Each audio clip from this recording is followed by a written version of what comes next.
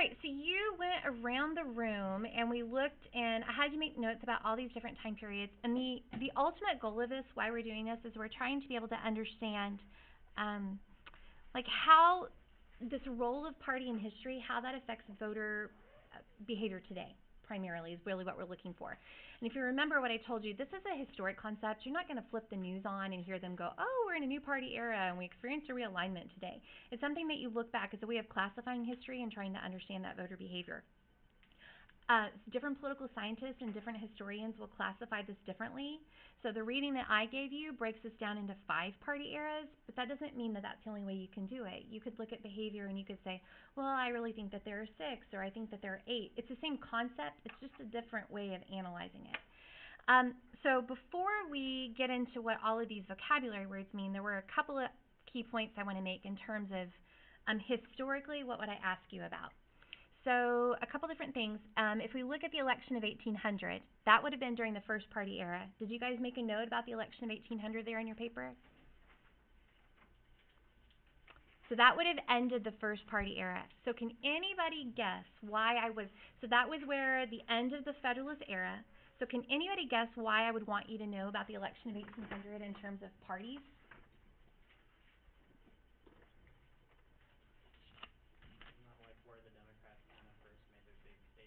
The Democratic Republicans are going to come on, absolutely. Okay. You learned about this last year. Go ahead. I mean, after that point, the Federalists just went downhill until they, completely went away. So the Federalists are going to disappear, right? And that's kind of what sometimes happens at the end of a party era. So the election of 1800, you guys, is really significant because that was the first presidential election we had where a Federalist didn't win. So we have, because our first 2 presidents were technically Federalists, and so that amounts to regime change.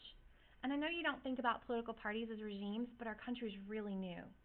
So world history tells us that if you have regime change, a lot of times you have to kill somebody, or you have to cut their heads off, or you have to marry somebody off, you got to merge families. They didn't have to do any of that. I mean, there was sadness.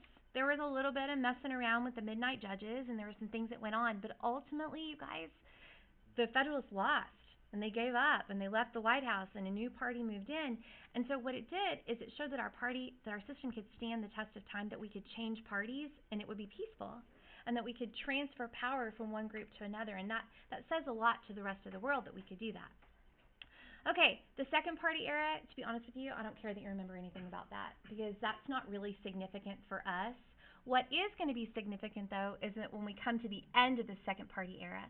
So the second party era is going to end about 1860, and then that's going to symbolize the rise of the Republican Party. You do need to know that in 1860 we're going to experience the rise of the Republican Party, although the Republican Party today is really different than the Republican Party of 1860. So it's been since that time period to today that we've had the Republicans and Democrats as our 2 major parties. Historically, the other thing you need to know is that 1932 is where the Democratic Party, I want to call them the modern Democratic Party, but that's where the parties are going to switch. And the Democratic Party is going to become the more liberal party, and the Republican Party is going to become the more conservative party. It had been the opposite before that. And we're going to understand how that happened in just a little bit. So you need to know that. And then there's kind of this underlying assumption that you know the party of our presidents from 1968 forward. Okay? So I bet you do, if we think about this. So if we look at the wall, okay, so if you think about 1968 forward, so I'm going to start, actually let's go back. We'll go back 2, okay? We're going to go all the way back to Eisenhower. So let's think about this a little bit. We can make a list if we need to. Okay, so our presidents that we've got. So we've got Eisenhower. What political party is Eisenhower? Republican. Good. And then after Eisenhower, we've got JFK. Okay. And then after that, we've got LBJ. You guys are doing good so far. And then we have Nixon. Okay. And then missing, he's fallen behind my bulletin board, but he's there, I promise. It's Ford. He's a Republican. And the way you can remember that Nixon resigned. So the person that comes after him is going to have to have been his vice president. Wasn't Ford the first appointed political leader in U.S. history? Yep. Yep, because he did not run for vice president or president even. Like, he didn't even run for vice president. Richard Nixon's vice president had to resign. And so the 25th Amendment has a process where you can appoint a new vice president with approval of the Senate. So, okay, so after Ford, then we've got Carter. What was Carter? Democrat. That's the one usually people don't remember as well. I don't think you study him as much in U.S. history. Okay, what about Reagan? Okay, and then we've got Bush 41. Okay, and then we've got Clinton. And we have Bush 43. And then we have Obama. And then we've got Trump. Kind of interesting, huh? Okay. We're going to talk in a few minutes about that and why that's significant. So did you get most of those? Yes? Awesome. Okay. So flip your paper then. So we have got, I know this is so hard to see. Where are they? So we're flipping to right here. Okay? We've got 5 really important terms that our activity from last class is going to help us with. Okay? And so the first one is going to be a party era. So all 5 of those posters that I had you read represent a party era. So let's see if we can come up with a definition. What would a party era be? Mary, what do you think?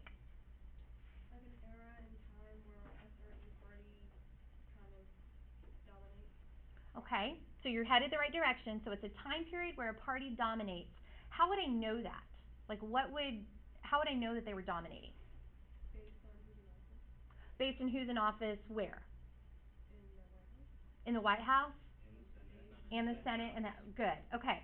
So a party era then is a time period in history where one party dominates both the executive and the legislative branches.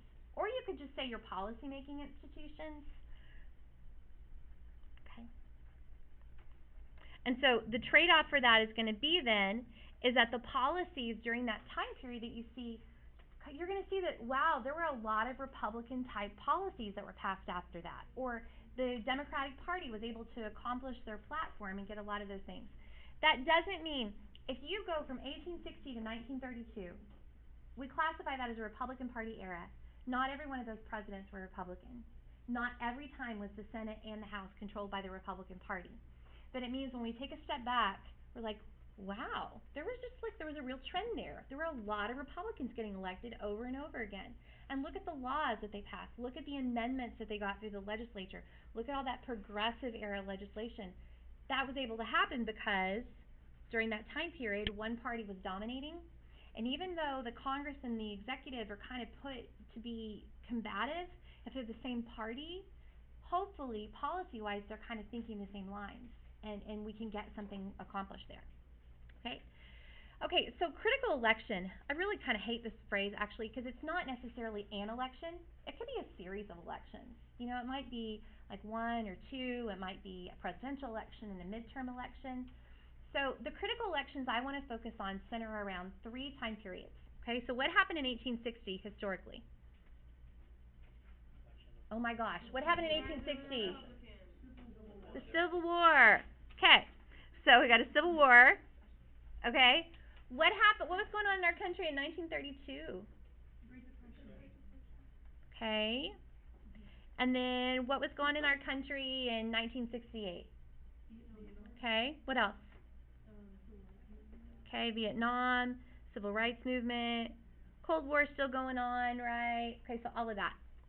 If I'm going to tell you that those things right there represent time periods of a critical election, what's a critical election? How can we create a definition that encompasses those things? Riley? An election during maybe a crisis period or a period of great debate within the country.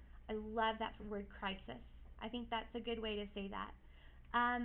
A critical election is an election that happens when there is some serious domestic crisis that alters our agenda. It impacts. So think about your public policy diagram. Think about that idea of the agenda.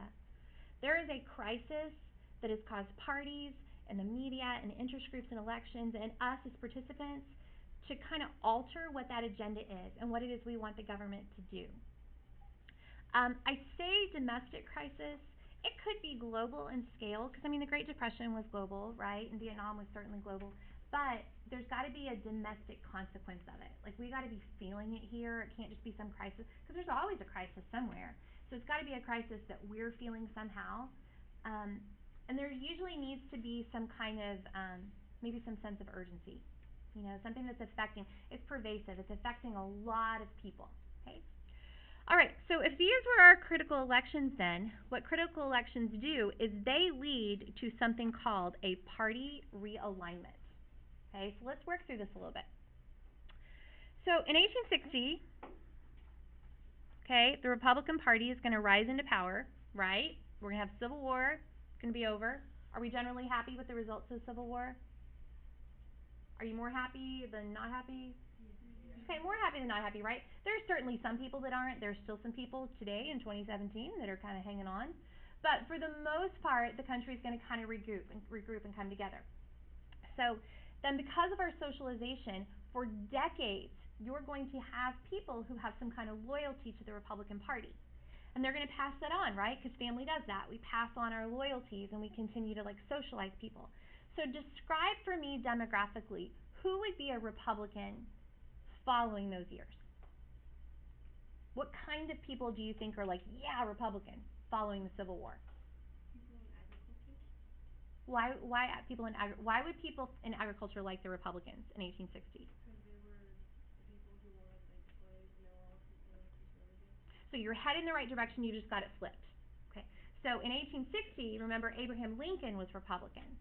So who is it that's going to support the anti-slavery movement? Okay, so people in the North, all right. So we got Northerners, okay. Who else? Okay, former slaves. How do people, or where do people tend to live in the North more? Okay, so we got people that like urban, kind of like like big industry people, right? Okay. Remember there was a huge allegiance between the anti-slavery movement and women's rights movement. So, you know, you've got, female activists. Okay, so in 1860, that's going to generally describe a Republican. Does that describe a Republican today? Okay, demographically, that's not. So what had to happen then is we needed a party realignment. So a party realignment is where you have some kind of critical election, and because of what happens, and because of the government response, groups that used to vote one way switch their allegiance, and now they vote another way. So what is it that you think that caused, say, let's look at African Americans, you guys, because African Americans are a very loyal voting bloc. They consistently vote Democrat. So what do you think it is that caused them to switch from supporting the Republicans to being more loyal and supporting the Democrats?